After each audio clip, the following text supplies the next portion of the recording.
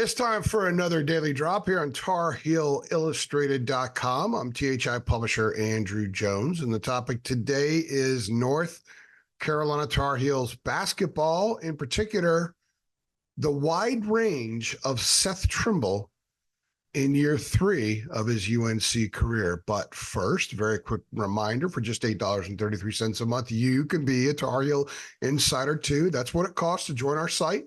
1-year membership gets you access to everything we do with recruiting. It's worth the David Sis stuff alone. His basketball recruiting is outstanding. His game analysis, his film breakdowns are outstanding. We've got 2 people, really 3, because sometimes I do it, committed to football recruiting. So there's a lot of stuff going on there now as well. And guys, our message boards are outstanding. That's a great place for a passionate Carolina Tar Heel fan to hang out. If you're frustrated with some of the other social media realms out there and some of the kinds of dialogue, the discourse that take place, you're not going to be frustrated on ours. You're going to be dealing with people that are like you, passionate, knowledgeable, respectful, and you're really going to enjoy your stay. And a lot of people tell me that's why they sign up. They sign up because the boards are awesome. So you need to go check us out. Just $8.33 a month. Okay, we're going to talk about Seth Trimble in year 3 and the wide range of the kind of player he can be and what he can offer Carolina and what might be asked of him. And we really don't know. To be honest with you, very few people have him penciled in as a starter. Most people have him penciled in as the 6th man. Some people think he's going to lose time to Ian Jackson. Some people think even Drake Powell will affect his playing time. It's possible that that's true. We don't really know, but I do know this.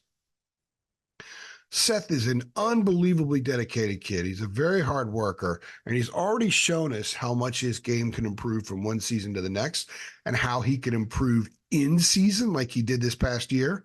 So there's no reason to expect that his game won't be better in year 3 than it was in year 2.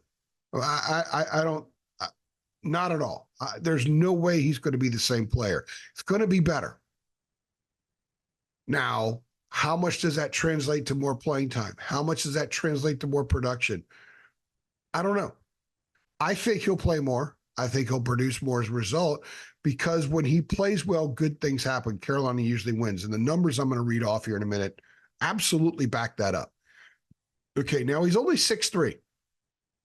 So a lot of people are sort of penciling him at that combo guard, 1 and 2. I don't really think he's much of a 1, but he's a better ball handler now than when he got to Chapel Hill. There's no doubt about that. But I think you can see scenarios where he's a 3 at times. He was last year, especially late. There were times when it was Elliot Cadeau, RJ Davis, and Seth Trimble on the floor. Now, that's not a big group, but it's a group that forces opponents to have to change and adjust, especially when you have a point guard who can find people like Cadeau and drive, especially when you have the ACC Player of the Year at the 2, and especially when you have an extremely athletic 3, who, by the way, he's 6'3", but he's got nearly 6'6" wingspan, 43-inch vertical leap. But guess what? He added a pull-up jumper in the lane to his arsenal during the course of last season. If you recall, Seth was struggling for a while to finish at the rim in half court. But he worked on that pull-up jumper. And once he started to knock down shots, and if to jar your memory, go watch the game at Duke. He hit a few of them in that game. Teams had to honor that, and he was able to get to the rim and finish a little bit more afterward. I think you're going to see more of that this year. He also improved his three-point shooting. A lot of people are like, Trimble's got to learn how to shoot. He's a terrible three-point shooter. He was 1 for 6 as a freshman. Okay. He looked real hesitant to shoot the ball when he was a freshman. This past season, he was 13 for 31 from outside, which is 41.9%. Now, that's not a huge sample size, but it's not the kind of year where people should say, yeah, he can't shoot. 13 for 31. It's enough to tell me that something's there. Plus, I've seen him shoot a lot in warmups. He comes out and shoots sometimes after games. I'm sitting there courtside with Chelsea or Jacob or whoever doing the three things, and Seth Trimble's shooting threes, working on his game. All right, so his playing time went from 9.8 minutes as a freshman to 17.1. He went from 1.8 points a game to 5.2, just under 1 rebound to 2.1. I actually think you'll see, of the statistical improvements this year, I think you'll see more rebounding from him, a higher percentage of rebounding for his minutes played. I think that's one area he's going to absolutely tick up with the statistics. A couple really, really, really interesting stats here. And I think they're interesting because you got to look at general growth. If there's more general growth, these numbers are going to be even better.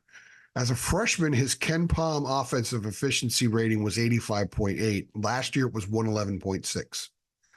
Doesn't lie.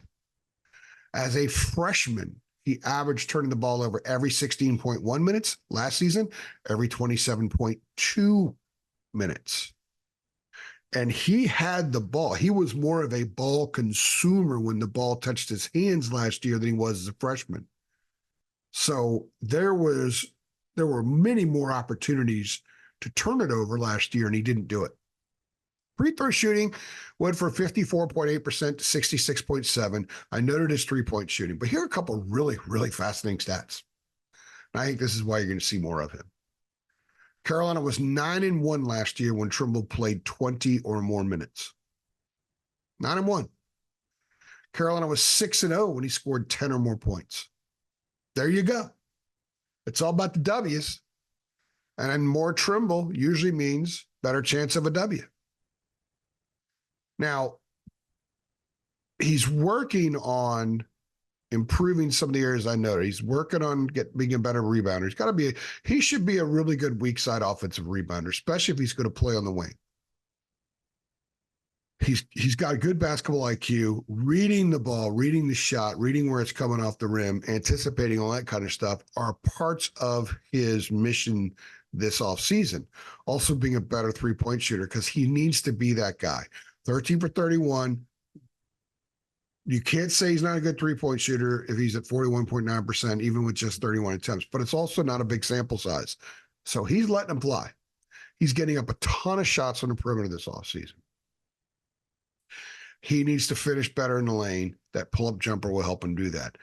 But if he's going to play some at the three, and I do think one of the really fascinating things about this basketball team is Hubert has the option to be incredibly flexible. There are multiple lineups he can play that are all over the place. Either small with Cadeau, RJ, and Trimble. Maybe you throw Cade Tyson and Vidal and Lubin, you go at it. Or you could have Jay Wash at center, Vidal and Lubin at the 4. Jalen Withers could play a 3 some. Or you got Tyson as a 6'7" at the 3. And maybe you got Ian Jackson at the 2 at 6'6", and with Elliot Cadeau getting a rest on the bench, RJ at the point. You could be pretty big, you could be pretty small, and you could be in between. I think there's a role for Trimble, whether they're playing big or whether they're playing small. Big, and he's a 2. Small, he's a 3. And they can run up and down the court. What's key here is he has to be able to defend a 3. And he swears he can defend a 3. With his quickness, his incredible body balance when he's guarding on the ball, his amazing footwork, and he's got a nearly 6'6" wingspan. He thinks he can guard the 3. That will ultimately be the key. We don't know what Ian Jackson and Drake Powell are going to be because you just can't pencil in most freshmen for anything. We're not sure what Cade Tyson's going to be until we see him out there. We're not 1,000% about a lot of things with this team, but we do know that Trimble gives him energy. He's a fantastic defensive player. He could find ways to score. And last year, the more he played, the more he produced, the more they won. More often they won. So he's going to have a significant role this year. We just don't know exactly what it will be yet. And it will be in that range of 18 to 24, 25 minutes probably. I'd like to know what you guys think is his range. What's the low end for minutes a game and any other production that you want to note? I think the low end average this season for him is probably about 18 minutes a game. I think the high end is in the 24 and a half, 25 range. it's probably better for the team if he's in that 21, 22 range, because that means that other guys are doing what they need to do as well. We believe that this could be a 9-man rotation, that the other 4 that come off the bench can be outstanding in their roles. That includes Trimble. Let us know what you think. What's the range? Anything you want to give us. Playing time, points per game. What's he going to shoot from 3? Can he defend the 3? Let me know what you guys think. What are your expectations for Seth Trimble? Season's still several months away, but it's a great time to sort of marinate in the ranges of Seth Trimble's game and what he can bring to this team this year, because I think the responses are going to have a fairly good range as well. And I think his game is too. I think that's where he is. They may not need him for 25 minutes one night, maybe only 16, 18, but there might be a night he's needed for 25, 26, 27 minutes. I think he's going to be one of those guys that Hubert can trust, that whatever he's asked to do on a given night, he'll be able to execute. Like, he's that guy. Let me know what you guys think. Make sure you subscribe to our channel. Let your friends know, hey, there's this Tar Heel channel. These guys they go where the Tar Heels go, cover every game, no matter where it is, football, basketball. You got to sign up, or you not even sign up. You just go click subscribe, share it, click subscribe, hit the notification bell so you get updates every time we upload. And come back tomorrow, because we're going to roll out a lot of these drops during the course of July, even though very little is going on until the end of the month, because that's what we do. I'm AJ. Appreciate you stopping by.